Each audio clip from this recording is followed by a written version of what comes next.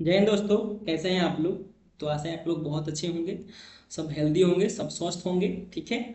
तो स्वागत है आपका जो है इस एनसीईआरटी के क्लास 11th के इकोनॉमिक्स में। ठीक है। तो ये जो क्लास है अपने आप में बहुत इंपॉर्टेंट है, तो इसको आप लोग हल्के में नहीं लेंगे, आप इसे अच्छे से जो है कवर करेंगे। ठीक है ना? क्या करेंगे आप लोग? इसको आप अच्छे से कवर करेंगे। तो मैं आपको जो है क्लास शुरू करने से पहले थोड़ा सा बता दूं कि ये जो हम लोग का जो बैच है, A to Z बैच। ठीक है। क्या नाम है? A to Z batch. A to Z batch क्या है? A to Z बैच में हम लोग को क्या देखने को मिलेगा? तो A to Z में हम लोग कवर करेंगे कंप्लीट जीएस, जो स्टैटिक जो जीएस होता है वो चीज़ें। फिर एनसीईआरटी जो है क्लास 6 से लेकर के क्लास 12 तक कंप्लीट करेंगे।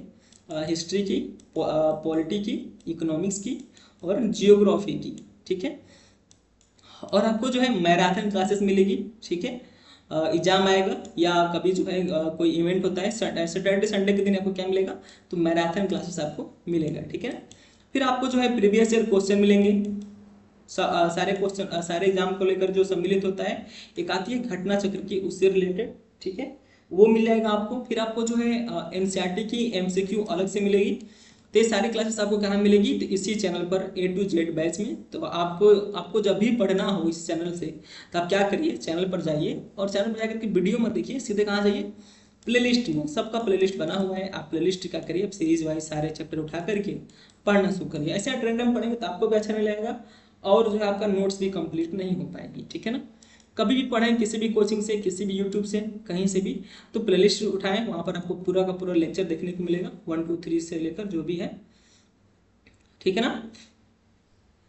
चलिए हम लोग देखते हैं इकोनॉमिक्स की क्लास को। तो इसके पहले मैंने आपको जो है इस इकोनॉमिक्स की क्लास में मैंने आपको क्या बताया था? तो इकोनॉमिक्स की क्लास में हम लोग जो है चैप्टर नंबर 1 कंप्लीट कर चुके थे और ये जो है चैप्टर नंबर 2 है। ठीक है। इसके बाद हम लोग चैप्टर नंबर 3 शुरू करेंगे। उसमें क्या दिया है? तो एलपीजी दिया हुआ है। अब एलपीजी क्या होता है ये हम लोग अगली क्लास में समझेंगे। ठीक है ना? तो ये जो हम लोग जो इतिहास को पढ़ रहे थे, ठीक है, तो इसको 3 चैप्टर में अगर आप देख लें। ठीक है। इतिहास को अगर आपको समझना हो तो एक आप 3 वर्ग में समझ सकते हैं। ठीक है। तो जो हम लोग पहला जो चैप्टर पढ़े हैं उसमें क्या था? तो आज़ादी के पूर्व हमारी अर्थव्यवस्था की क्या हालत रही, क्या हालत रही आज़ादी के पहले, यानी 1947 से पहले। ठीक है। आज़ादी से पहले। ठीक है। समझ रहे हैं आप लोग? यानी 1947 या 1950 बोल सकते हैं। 1950 के पहले हमारी जो है हालत कैसी थी, वो चीज़ हम लोग देख चुके हैं। यानी अंग्रेज जो है हमारी कृषि व्यवस्था पर कैसे अत्याचार किए हैं, वो सारी देखने को मिले हैं हम लोगों को।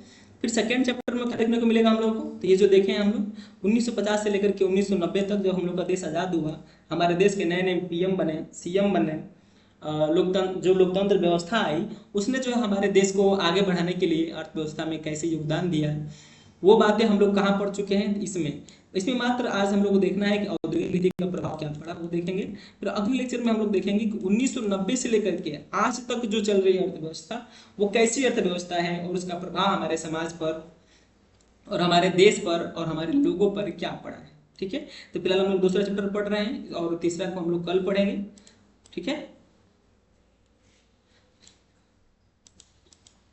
तो चलिए हम लोग देखते हैं औद्योगिक विकास को जो है करिए बात।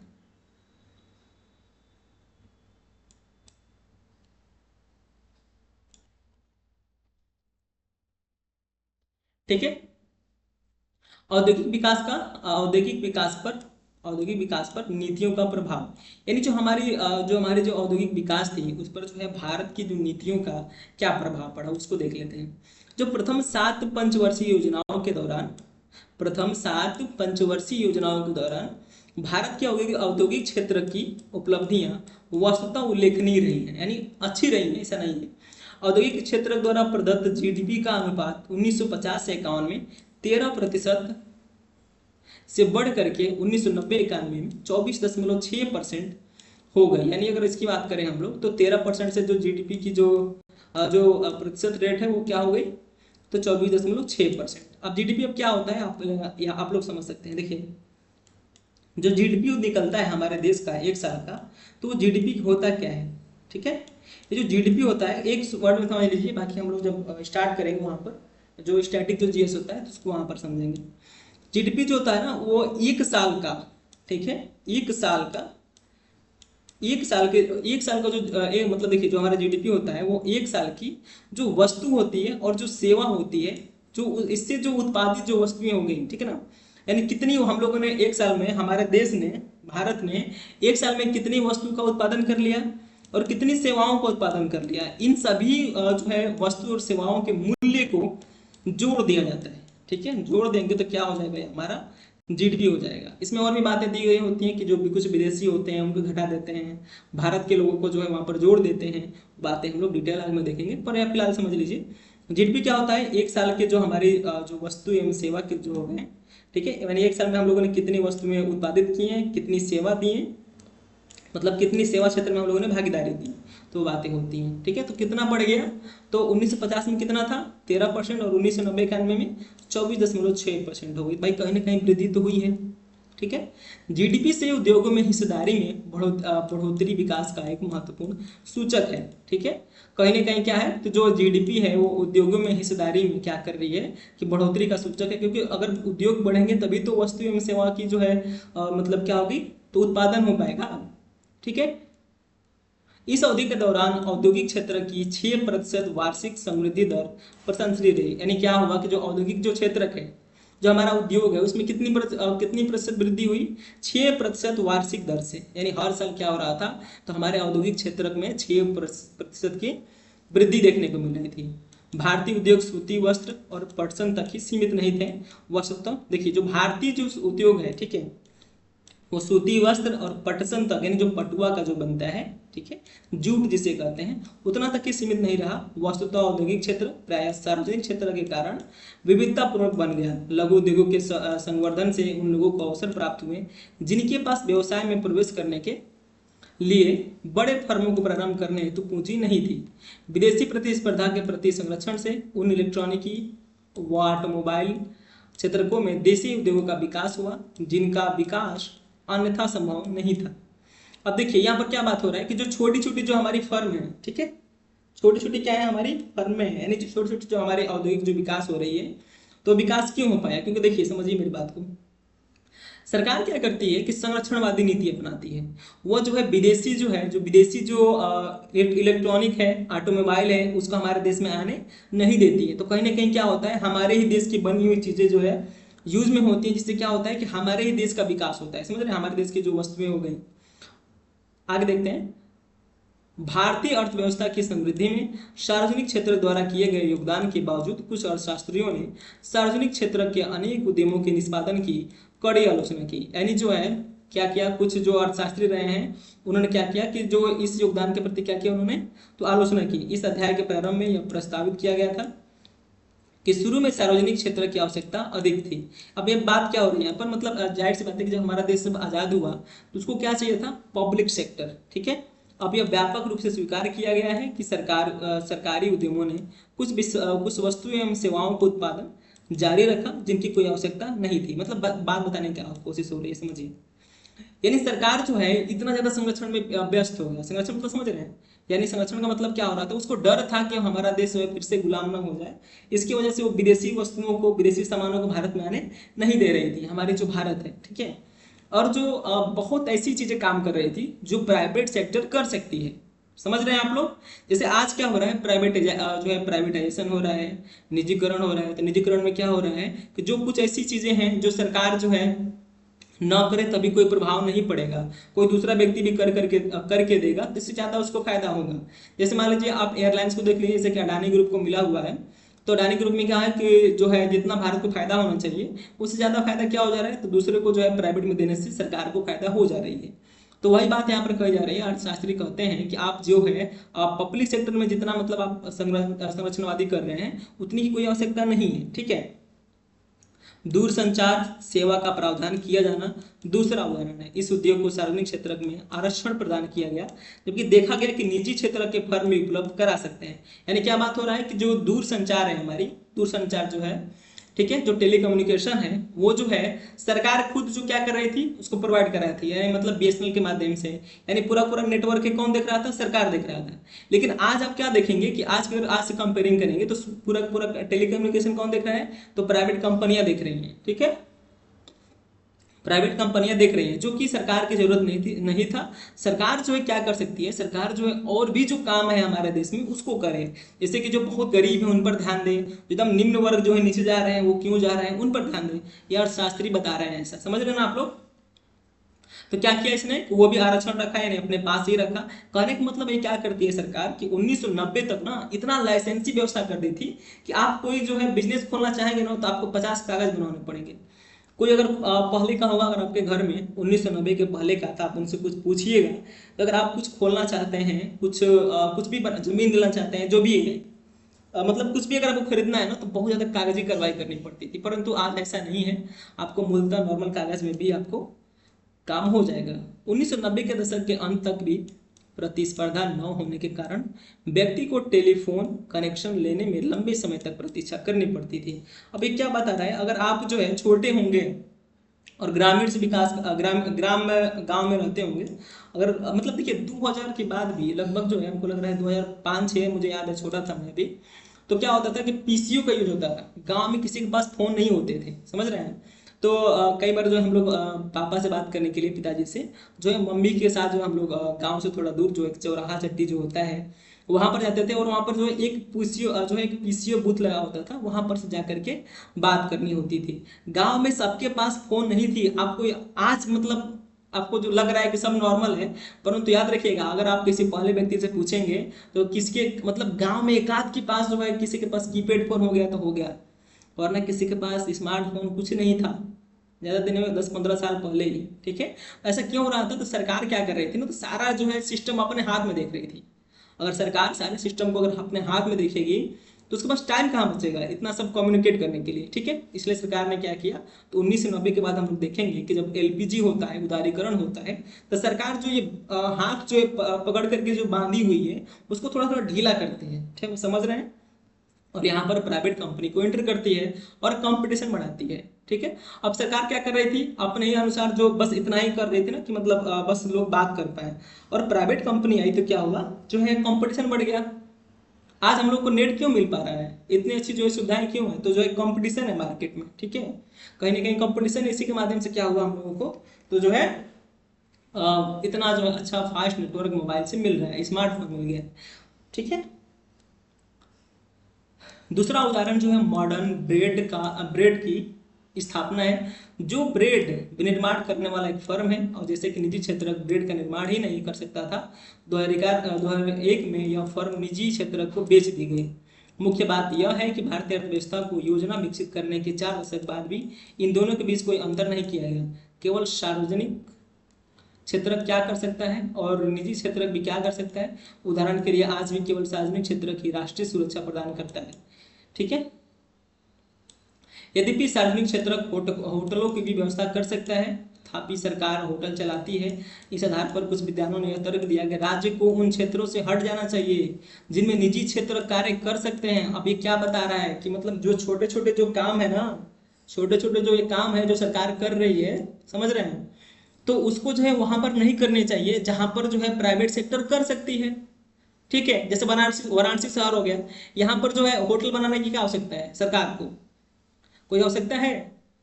अगर मान लीजिए टूरिज्म बढ़ाना है हमारे देश को, तो अगर टूरिज्म बढ़ाना है तो क्या जरूरी है सरकारी सरकारी क्या करे, होटल बनाए और सबको जो है व्यवस्था दे, कोई जरूरी तो नहीं है ना। अगर ये प्राइवेट सेक्टर आ जाएंगे तो क्या बुराई हो जाएगी, इससे जो है टूरिज्म बढ़ जाएगा और जो है बेहतर होटल भी मिल पाएंगे उनको। ठीक है, तो यही बता रहे हैं हमारे अर्थशास्त्री, बता रहे हैं यहाँ पर कि जो छोटे छोटे जगह पर जब सरकार जो है टांग अड़ाई हुई है जबरदस्ती, यहाँ से हट जाए। ठीक है, और प्राइवेट को आने दे और कंपटीशन बढ़ा दे, संसाधनों का संकेंद्रण कर सकती है जिन्हें निजी क्षेत्र को उपलब्ध नहीं करा सकते। अनेक सार्वजनिक क्षेत्रों को की फर्मों ने भारी नुकसान उठाया था, लेकिन इन्होंने काम जारी रखा क्योंकि इसकी सरकारी उपक्रम का बंद किया जाना कठिन है, भले इसके कारण राष्ट्र के सीमित संसाधनों का निकास होता रहे। इसका अर्थ यह नहीं है कि निजी फर्मों को सदैव लाभ होता ही हो। उसके बाद कामगारों को नौकरियों की संरक्षा के लिए उनके राष्ट्रीयकरण कर दिया गया। बहरहाल नुकसान उठाने वाली निजी फर्में अपने को बनाए रखने के लिए संसाधनों का अपव्यय नहीं होने देंगी। किसी उद्योग को शुरू करने के लिए आवश्यक लाइसेंस के कुछ औद्योगिक घरानों द्वारा दुरुपयोग किया गया। बड़े उद्योगपति नई फर्म शुरू करने के लिए नहीं बल्कि नए प्रतिस्पर्धाओं को रोकने के लिए लाइसेंस प्राप्त कर लेते थे। परमिट लाइसेंस राज्य के अत्यधिक नियमन के कारण कुछ फर्में कार्यकुशल नहीं बन पाई। उद्योगपतियों अपने उत्पादन के विषय में विचार करने की अपेक्षा लाइसेंस प्राप्त करने की कोशिश में और संबंधित मंत्रालयों में लॉबी बनाने में समय व्यतीत करते थे। अब देखिए क्या होता था ना, समझिए, जो प्राइवेट जो सेक्टर है यानी जो हमारे जो बिजनेसमैन है वो क्या करते थे, अब वो जुगाड़ वाला सिस्टम था, समझ रहे हैं, मतलब वो क्या करेंगे, ये लाइसेंस किसको मिलेगा, लाइसेंस भी भाई जो आगे बैठा है उसी को लाइसेंस मिलेगा। अब लाइसेंस का दाम भी बहुत ज़्यादा था, किसी को अगर किसी क्षेत्र में लेना है तो जो बड़े बड़े बिजनेसमैन है अपना विकास करने के बजाय सरकार के मंत्रालयों से मित्रता में जुड़ गए, ठीक है ना, विकास नहीं कर रहे थे अपने कंपनी का, उससे जुड़ रहे थे और किसी तरह सोच रहे थे क्या करें हम लोग, तो जो है सरकार का जो लाइसेंस है हम ही लोग को मिले, दूसरे को ना मिले, ठीक है ना। ये सारी बातें यहाँ पर देखने को मिलेगी आपको। आगे देखते हैं, विदेशी प्रतिस्पर्धा से संरक्षण की आलोचना भी इसी आधार पर की जा रही है कि यह उस स्थिति के बाद भी जारी रहा जब यह सिद्ध हो चुका था कि इससे लाभ के स्थान पर नुकसान अधिक होगा। आयातों पर प्रतिबंध के कारण भारतीय उपभोक्ताओं को उन वस्तुओं को खरीदना पड़ता था जिनका उत्पादन भारतीय उत्पादक करते थे। देखिए, आयातों पर प्रतिबंधों के कारण, समझ रहे हैं, इसने क्या किया हमारे भारत ने, तो जो है आयातों पर प्रतिबंध लगा दिया था, ठीक है। उत्पादक इस बात से अवगत हैं कि उनके पास एक जो है आबद्ध बाजार है, अतः उन्हें अपनी वस्तुओं की गुणवत्ता सुधारने हेतु कोई प्रेरणा नहीं थी, ठीक है। जब वे घटिया वस्तुओं को ऊंची कीमतों पर बेच सकते थे तब वे उनकी गुणवत्ता में सुधार करने की क्यों सोचते हैं। आयातों की प्रतिस्पर्धा ने हमारे उत्पादकों को और अधिक दक्ष बनाने को बाध्य किया। कुछ अर्थशास्त्रियों का भी मत है कि सार्वजनिक क्षेत्र का प्रयोजन लाभ कमाना नहीं है बल्कि राष्ट्र के कल्याण को बढ़ावा देना है। इस दृष्टि से सार्वजनिक क्षेत्र की फर्मों का मूल्यांकन जनता के कल्याण के आधार पर किया जाना चाहिए। उनका मूल्यांकन उनके द्वारा जो है कमाए गए लाभों के आधार पर नहीं किया जाना चाहिए। संरक्षण के संबंध में कुछ अर्थशास्त्रियों का यह मत है कि हम विदेशी प्रतिस्पर्धाओं से उत्पादनों का संरक्षण तब तक करना चाहिए जब तक धनी राष्ट्र ऐसा करते रहें। इन सभी विरोधों के कारण अर्थशास्त्रियों ने हमारी नीतियों में परिवर्तन करने का आग्रह किया। अन्य समस्याओं सहित इस समस्या के कारण सरकार ने 1991 में नई आर्थिक नीति की प्रारंभ की। देखिए, इतना सब भौकाल आपको पढ़ने की जरूरत नहीं है, ठीक है, एनसीईआरटी है ना, इतना सब पढ़ेंगे तो आपका जो दिमाग खराब हो जाएगा, ठीक है। तो करना क्या है आपको, देखिए ये हो गया 1950 से लेकर के 1990, क्योंकि 1991 में क्या होता है कि एलपीजी आती है, और एलपीजी क्या होता है अगले चैप्टर में हम लोग अच्छे से समझेंगे। 1950 तक जो है ना सरकार इतनी डरी हुई थी कि आज़ादी के बाद जो है क्या करती है, हर क्षेत्र में अगर आपको कोई भी काम करना हो, स्कूल खोलना हो, प्राइवेट स्कूल खोलना हो, ठीक है, मेडिकल खोलना हो, हर चीज़ खोलना हो, कुछ भी आपको खोलना हो तो क्या होता था, तो लाइसेंस व्यवस्था थी, समझ रहे हैं, हर चीज़ का आपको लाइसेंस लेना जरूरी था और बहुत मुश्किल होता था वो लाइसेंस प्राप्त करना, ठीक है। तो सब लोग क्या करते थे ना कि मतलब लाइसेंस लेने में ही जो है काफ़ी ज़्यादा समय निकलता था और विकास के बजाय हम लोग जो है डाउनफॉल हो रहे थे। और जो किसान थे, ठीक है, जो किसान थे जो अपनी फसल को जो उपजा रहे थे, ठीक है, तो संरक्षण के कारण क्या कर रहे थे वो, तो बेच नहीं पा रहे थे। कोई भी किसान जो है अच्छी सी फसल कब उगाएगा, जब उसकी डिमांड होगी, ठीक है, जब उसकी डिमांड होगी। लेकिन अगर आप आयात निर्यात ही नहीं कर रहे हैं अपने सामान का तो क्या होगा उससे, तो आपकी जो वो जो क्वालिटी है, क्वालिटेटिव है, वो डाउन हो जाएगी। इसीलिए भारत की जो क्वालिटी वाला जो सामान है उस समय तक डाउन रहा, ठीक है ना। ये सारी बातें हैं, फिर आगे हम लोग देखेंगे 1991 की नई आर्थिक नीति, ये आपके लिए काफ़ी ज़्यादा इंपॉर्टेंट है, ठीक है ना। निष्कर्ष देखते हैं, प्रथम 7 पंचवर्षीय योजनाओं के दौरान भारतीय अर्थव्यवस्था की प्रगति उल्लेखनीय रही। हमारे उद्योग स्वतंत्रता प्राप्ति के समय की स्थिति की तुलना में विविधतापूर्ण हो गए। हरित क्रांति के परिणाम स्वरूप भारत खाद्य उत्पादन में आत्मनिर्भर बन गया। इसके बीच में क्या हुआ, 1950 से लेकर के 1990 में हरित क्रांति आई और हरित क्रांति ने क्या किया, लोगों के घरों तक अनाज जोड़ दिया, ठीक है ना, इतना ज़्यादा अनाज पहुंचाया कि आज लोग जो है कम से कम अपना पेट तो भर सकते हैं, जो हमारी सबसे बड़ी समस्या हुआ करती थी। भूमि सुधारों का परिणाम यह हुआ कि घृणित जमींदार प्रथा का उन्मूलन हो गया। औद्योगिक क्षेत्र में अनेक अर्थशास्त्री सार्वजनिक क्षेत्र के उद्यमों के निष्पादन से असंतुष्ट थे। अतिशय सरकारी नियमन के कारण उद्यम वृद्धि अवरुद्ध हो गई। आत्मनिर्भरता के नाम पर भारतीय उत्पादकों का संरक्षण विदेशी प्रतिस्पर्धा से किया गया और इससे उन्हें उनके उत्पादित वस्तुओं की गुणवत्ता में सुधार करने की प्रेरणा नहीं मिली। भारतीय नीतियां अंतर्मुखी थीं, उससे एक सशक्त निर्यात क्षेत्र विकसित करने में विफल रहे। बदलते हुए वैश्विक आर्थिक परिदृश्य के प्रसंग में यह सर्वत्र महसूस किया जा रहा था कि आर्थिक नीति में सुधार करने की आवश्यकता है। भारतीय अर्थव्यवस्था को और अधिक सफल बनाने के लिए 1991 में एक नई आर्थिक नीति शुरू की गई। इस विषय पर अगले अध्याय में चर्चा की जाएगी। ठीक है, ये सारी बातें हैं, आप जो है सारे जो है वन जो क्वेश्चन है उसका लगा लीजिएगा, बाकी सब कुछ देखते रहिएगा। कोई डाउट हो तो जरूर पूछिएगा। ठीक है।